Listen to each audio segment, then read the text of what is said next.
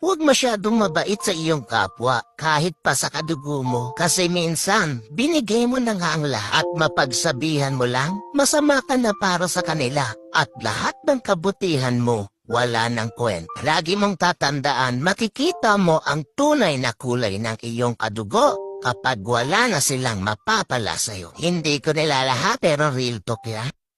Hindi lahat ng walang pinag-aralan ay kalait-lait at hindi lahat na may pinag-aralan kapuri-puri. Kaya respeto, wala sa yaman yan, wala sa edad, wala sa taas na posisyon, wala sa taas na pinag-aralan. Nasa ugali ng tao na nakakasalamuha mo sa buhay at kung paano kanya ifrato bilang tao. Kaya manatili kang nakayupo kahit hinuhusgahan ka ng iba dahil parang araw ikaw naman ang itinala